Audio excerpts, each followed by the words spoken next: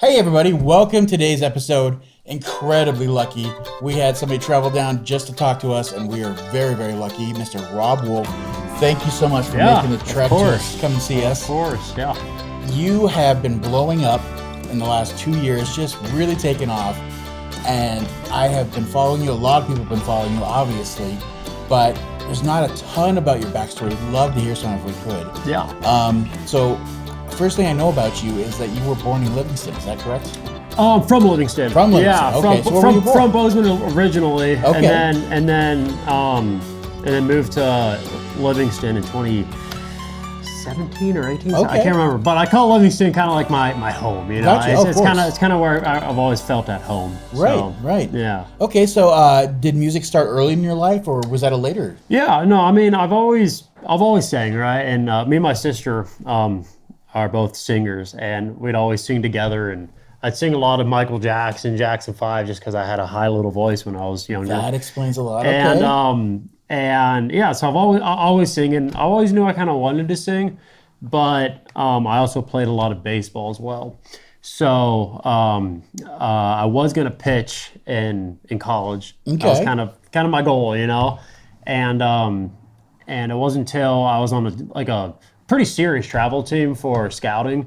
I was in Denver, Colorado. I always remember, and I pitched that day and did good. So if you pitch good, obviously you're having a good time. Right. And then that night, it was me, my buddy, and my dad.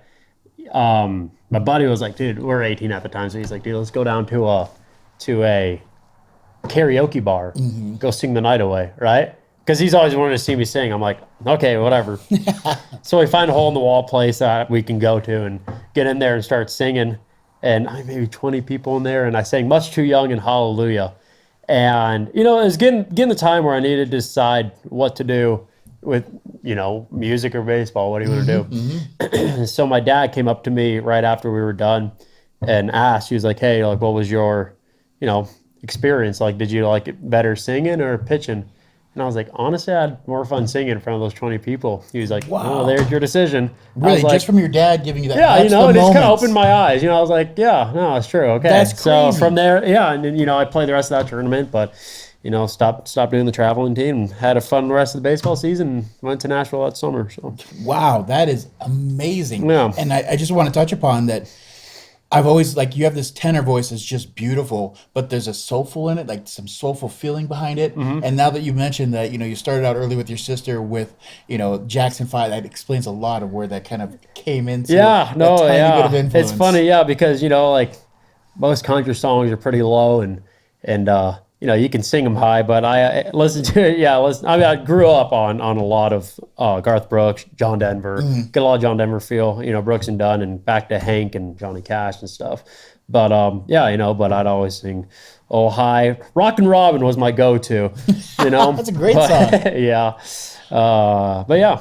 Fantastic. Well, I know that when you finally started to do your recording, I think your first release was in August of 21, 22? 21. 21, and it was Home, is that right? Yep, it was Home. So what was that like, taking that first step and getting into the studio for the first time? What was that transition? How was that? Yeah, it was cool. It took a little bit to find, the right producer for me. My producer now is Tyler Kane with Bolt Studios, and he's amazing. Clearly. He's really amazing. Yeah. So he knew what I wanted. He knew the sound I wanted, and got legendary musicians still to this day to play on my tracks. Legends like Bruce Boughton. He's played a lot of steel for like starting off with Ricky Skaggs and then Reba, and toured a lot with Garth Brooks. Yeah, that's he's a legend. Wow, I did and not then know that. Janae Fleener, she just got announced Musician of the Year last year. So she's on the road with George Strait right now. So just amazing musicians. I give. Oh my gosh, I just sing. I give all the props to them. But yeah, going into the studio was cool. It was cool to have this song that you've been holding on to for a year, I think it was, and kind of watching it come to life, and then the whole process of getting it released, and then to the release date was like okay, it's kind of dip my foot in the water. It's like, okay, I'm in the game now. Right, I'm in it for the long run. All in now. But yeah, no, it was great. It's a cool experience. Still to this day, I still get just excited recording songs. Was there any big change? Like now you've got about 10 releases or so under your belt. Has there been any big changes in your process, from songwriting to recording that have come or that you've learned over that time? Yeah, I mean, I've learned to take my time. Number one, just because I write a song doesn't mean I need to release it. And I've kind of got that more recently, figured that out. I've been co-writing with a lot more people now.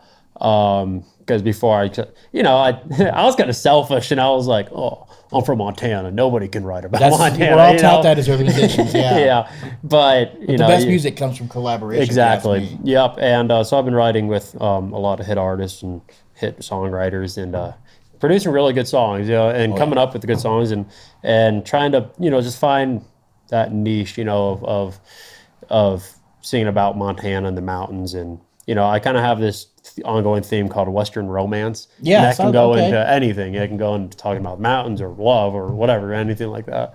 Basically, just like any from a love of life, love of outdoors, love of where you're at, all those kind of things. Exactly. Yeah, fantastic. Yep. It really shows in the music.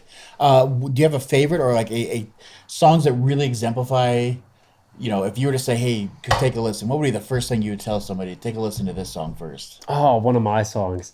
That's tough. It is. Like, it's what child? Pick your favorite child right now. Man, I love the song "Banks of the Yellowstone." Oh, that's a good one. It's a good song that kind of exemplifies like where I'm from, and how I grew up, and it's I kind of wrote it when I was in Nashville. I got super homesick, and I'm a mama's boy, obviously, so. I was kind of telling my mom, I was like, hey, don't worry, like I'm coming home, and so I wrote that song. And it's a good example of who I am and, where I came from. Good choice. And everything, we of course have all his links, everything down below. Go take a listen. If that's your first time listening, take a listen to that one. If not, just put it on repeat. Everything's wonderful. Yeah. So perfect. Up and coming here, I know you just had a release. It was what was the latest one that just came out? Over Drinking. Over Drinking. Yeah, that's a fun one. That's a great one. And then you should have one coming up soon. Is that correct? Yeah. So I decided to cover Zach Bryan's Something in the Orange. Oh boy. Yep. And it's a fun one. It's really cool. It's different from the original version. The original version is very stripped back. Some production, right? But I have a lot of steel, a lot of fiddle. Big drums in there, so it's a cool version. I think you should like it. But that's coming up June 24th. June 24th. Mark the calendars. You're really great at slipping in those teasers, those promotions on your socials. Mm-hmm. Be sure to follow them on the socials. Yeah. We will have down below, of course, if it's released by that date, we'll have the link directly to it, or we'll have the pre-save. Make sure that always helps out. Go get that pre-save. Yep. What else have you got going on here in the near future? Anything exciting coming up for you? Getting in the summer here, so lots of touring around, singing and stuff. It's the busy season. It's busy season. Yep. And we got more songs coming out. I try to keep on a 6-week basis for songs to be released. So we got some really, really good songs coming out. Oh boy. I'm only, I always say just one's better, they're all good, obviously, but being a songwriter, it's like, no, this is the best song now I've written, right? The next song I'm write will always be, in my opinion, the best song, right? But no, it's really, really good songs coming out this summer, and stay tuned for that. And yeah. Well, that is exciting. You were also kind enough, he's going to play a song for us, so be sure you're following and subscribe, all that good stuff. Yes. What song are you going to perform for us this time? I don't know. Oh boy! So they really got to subscribe and follow just to figure out what he plays for. I was thinking, probably singing "Mountains Are Calling." Oh boy, that's a good one. Yeah. Oh boy. Oh yeah. All right, make sure that you do. And was there anything else you wanted to cover? Drop out to the nice people out there? Yeah. Well, hate to do this, but my manager says so. But no, just give me a follow on Instagram and TikTok is Rob Wolf Music.